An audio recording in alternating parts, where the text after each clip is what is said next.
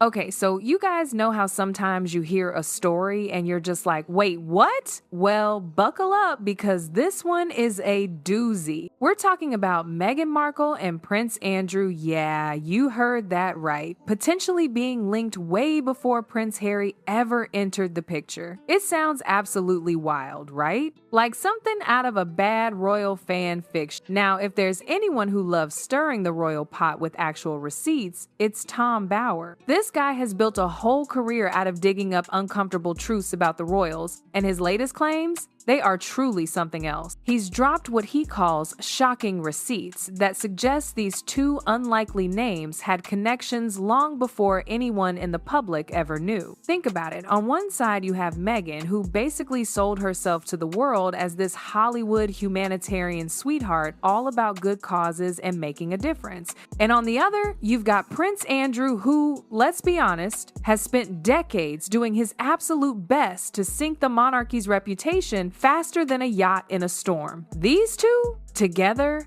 it just sounds like a crazy plot twist you'd never expect. If there were a royal family award for plot twists, these two would be front row nominees for sure. But Bower is claiming his newest findings actually link these two seemingly opposite people, and not in a good way. He's saying Meghan might have been mingling in Andrew's scandal-soaked circles years before she even met Harry. We're talking same trips, same billionaires, same suspicious silence. Remember that moment when Meghan supposedly whispered to Harry, "Who's that next to your grandma?" pretending not to recognize Andrew?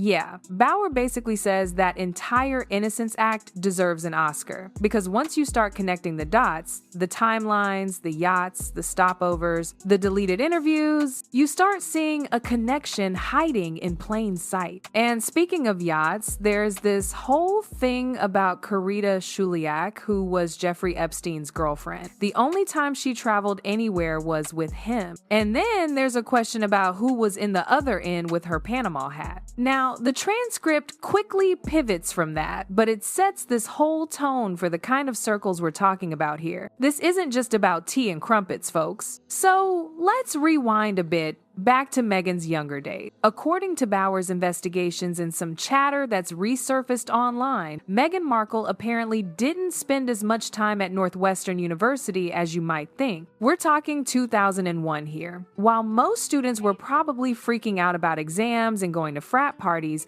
Meghan was allegedly living a totally different kind of college life. Apparently, she just vanished from campus for several weeks that year. Friends later claimed she was traveling with some wealthy acquaintances somewhere along the Mediterranean. Now, there's no official record of exactly where she went, which is a bit convenient, right? But the whispers were persistent enough that they definitely caught the attention of people who follow royal stuff. And get this, someone even described Meghan Markle as a hardcore yacht partying person, ready for anything. I mean, that's quite a description for a college student, isn't it? It definitely paints a picture that's a little different from the one she later presented to the world. Some online sleuths even point to names like a Yuan Ray, who's a London-based socialite and investment banker. Apparently, he reportedly knew Prince Andrew's associates even before the whole Epstein scandal blew up. Bower isn't saying Meghan did anything wrong, but he definitely highlights what he calls coincidental patterns of proximity. It's like these overlapping social networks between ambitious Hollywood hopefuls and the super elite European crowd. You see old sorority photos of Meghan, all smiles and pearls and cardigans,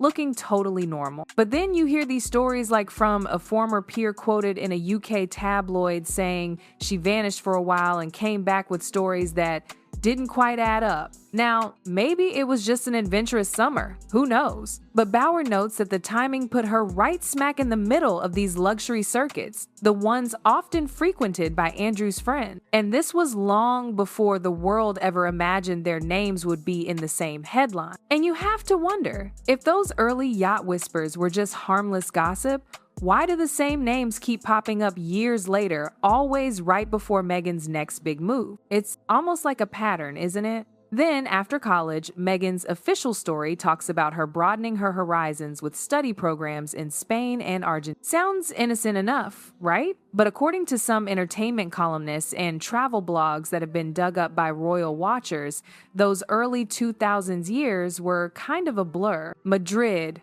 Ibiza, Thailand, Monte Carlo. These destinations sound less like classrooms and more like, well, invitation-only summer parties. Friends quoted anonymously in lifestyle pieces recall lavish villa gatherings and these friends of friends from European high society. They seemed oddly well connected for a 20-something actress who was still just trying to get her big break. Tom Bower actually calls this period the ghost years, these gaps in her public timeline where Meghan would pop up briefly, then disappear again. There aren't any verified photos linking her directly to royalty or scandal during this time, but several tabloid retrospectives have pointed out something interesting. Some of the same billionaires who later became associated with Prince Andrew's social scene were apparently hosting events during the exact months Meghan was said to be abroad. So, is that pure coincidence or just selective memory? Bower kind of leaves that open for interpretation, but it definitely makes you think, doesn't it? Because these ghost years, whether intentional or not,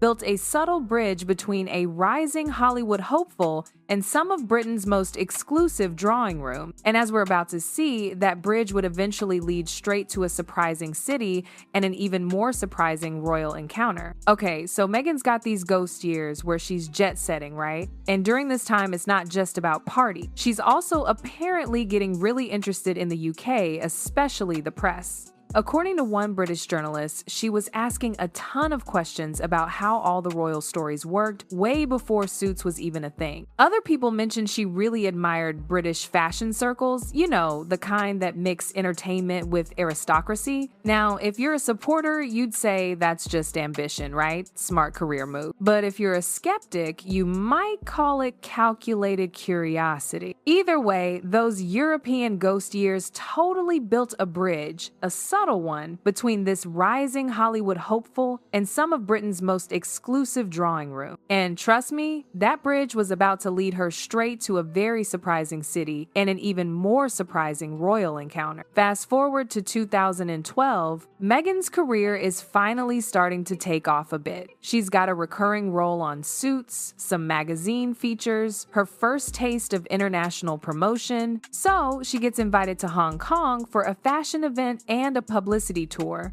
On paper, it looks like a standard influencer trip, totally normal. But here's where the story twists, big time. Tom Bower and other royal commentators later pointed out that Prince Andrew happened to be in Hong Kong that exact same week. He was there representing Britain for a trade and investment. Now, there's no smoking gun, no photo of them clinking glasses, no joint appearance. But Bower's analysis zeroes in on what he calls this peculiar overlap. Flight logs confirm Andrew's presence. And get this, social media posts that were later deleted show Meghan tagging luxury venues known for hosting VIP receptions. There was even this archived interview clip pulled from an entertainment channel and since removed, where Meghan casually mentioned a British royal nearby, though she didn't say who. Of course, public speculation went wild, filling in that blank. Local journalists apparently recalled seeing both entourages at the same hotel chain, but nobody could confirm they actually talked. So, was it just a coincidence or a seriously curious convergence of timelines that just looked too tidy to ignore?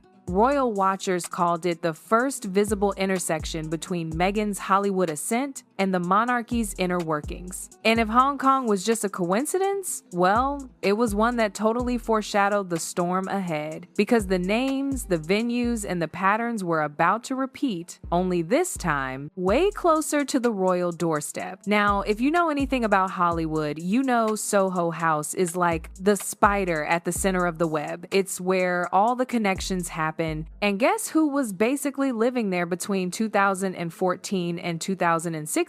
Meghan Markle. Reports describe her frequenting Soho House locations all over the place. Toronto, Istanbul, often alongside fashion insiders and film producers who had these royal adjacent reputations. There was this one event mentioned in a 2015 social column that supposedly placed Meghan at an Istanbul gathering hosted by Soho House investor Ron Burkle. And get this, Ron Burkle is a billionaire who the press later cited as a longtime acquaintance of Prince Andrew. Photos from that night actually surfaced years later, showing Meghan posing with Eddie Redmayne and a bunch of other British elites. No captions linked her to anyone controversial, but those same images quietly vanished from several online archives within months of her royal engagement announcement. Coincidence? Maybe, but Bauer's research notes how many of Meghan's later key relationships, her stylists, her PR teams, even mutual friends of Harry, can be traced right back to this very Soho network. To some analysts, it's just ambition, smart networking. To others, it's a peek at how calculated image building starts behind closed doors. And while those velvet curtain parties might have looked glamorous, sources say that within them were conversations, introductions, and alliances that would soon redefine Meghan's entire royal trajectory. Then we get to early 2017. Harry and Meghan are a thing, right? She goes to a destination wedding in Montego Bay, Jamaica, a trip that, according to entertainment outlets and later royal commentators,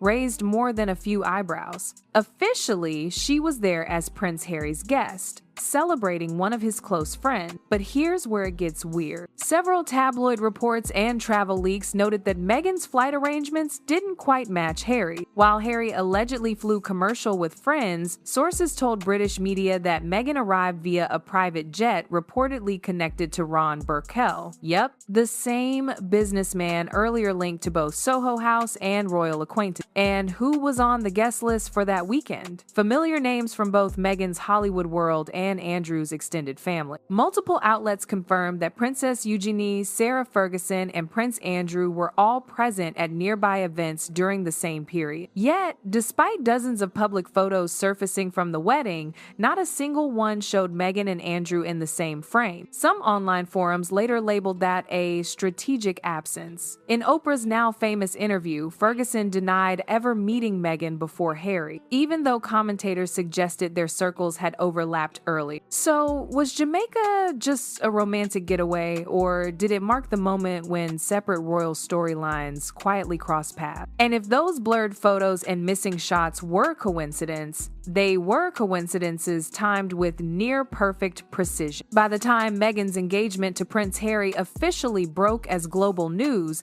the media coverage around her shifted almost overnight. It was like, boom, new narrative activated. According to analysts and biographers like Tom Bauer, certain early stories, especially the ones that hinted at her pre-royal social network, just started vanishing from online archives. Blog posts disappeared, image credits changed, and interviews that were once super easy to find, suddenly they redirected to a page not found. Some journalists even hinted privately that media management teams were working overtime to streamline her narrative, which, is a polite term often used when reputations meet royal protocol. Bauer and others observed that this wasn't unique to Meghan. The Royal Press Office has always been known for, let's just say, trading stories, maybe suppressing one scandal to shield another. In Meghan's case, the public narrative was that the palace wanted to avoid any comparisons between her and the already toxic headlines surrounding Prince Andrew. It was cleaner,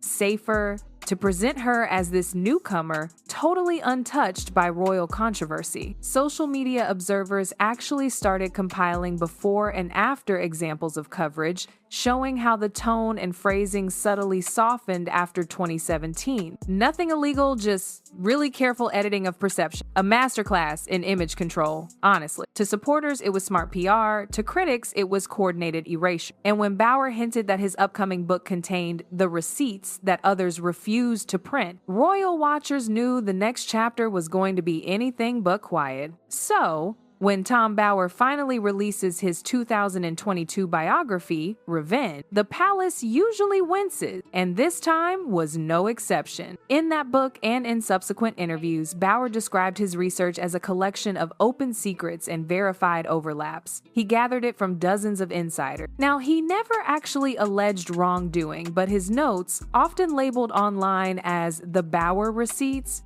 drew a lot of attention for highlighting this trail of coincidences. We're talking about things connecting Meghan Markle's early travels to social figures once associated with Prince Andrew's world. According to media summaries of his work, Bauer's files included overlapping guest lists, identical charity events, and names that reappeared across multiple international gatherings from the early 2000s all the way to 2015. None of it was framed as proof, but rather as what he called circumstantial alignment. And man, did public readers run with that phrase. It sparked online threads that tried to reconstruct timelines using flight data, red carpet appearances, and old press clipping. Critics accused Bauer of fueling speculation without delivering hard evidence. While supporters praised him for documenting what mainstream outlets ignored, the whole debate turned his receipts into a viral talking point, not because they proved anything, but because they asked some really uncomfortable questions about royal transparency. To the public, Bauer wasn't just exposing, he was connecting dots others pretended not to see. And when those dots started forming patterns, palace watchers say silence became the loudest response of all. Once Tom Bauer's findings started circulating through talk shows and digital tabloids, royal correspondents noticed something subtle but incredibly telling: a sudden wave of restraint. According to media insiders quoted by places like the Daily Beast and the Mirror, certain UK outlets were actually advised to avoid cross-referencing Meghan's timeline with names tied to Prince Andrew. They said it wasn't censorship, just editorial discretion. But for anyone paying attention, the timing spoke volume. The public narrative suggests the palace was managing two PR crises at once. One involved a senior royal's legal fallout, and another centered on a duchess who was already struggling for public approval. Sources familiar with the communications teams described a strategy of segmentation, basically keeping storylines separate to prevent reputational crossfire. In practice, that meant anything connecting Meghan's pre-Harry years to royal circles was quietly ignored, regardless of whether it was true, speculative, or purely coincidental. Commentators noted how the press tone toward Meghan hardened in some areas but softened in others, creating what they called a controlled narrative swing. Supporters viewed it as institutional protectionism. Critics saw it as selective storytelling at the monarchy's expense. Behind the polished palace walls, reporters say phones went silent, emails stopped returning, and one message echoed through the newsroom: don't mix the scandal. But as every journalist knows, the harder you bury a story, the deeper the public starts digging. Every royal story ends the same way, right? Not with a bang, but with silence. The palace moves on, the papers change headlines, and the public is left piecing together what's true, what's twisted, and what was quietly erased. Tom Bauer's revelations, whether you believe them or not, cracked open a version of royal history that just refuses to fade. Meghan's timeline, Prince Andrew's shadow, the coincidences that seem too many to count, they all paint a picture of power, perception, and perfectly managed myth. And here's the thing: every time a door closes in this saga, another one creaks open, because before these receipts even surfaced, Bauer had already shaken the palace with an even more controversial discovery, a claim that questioned one of the most carefully protected chapters in Meghan's royal journey. Let's just say it involved her sudden announcement, the global headlines that followed, and what sources later described as inconsistency too bold to ignore. If you missed that breakdown, it's already waiting for you. This story isn't about accusation, it's about context and understanding why these names keep showing up together. You're watching Star Spotlight, where the curtain never stays closed for long.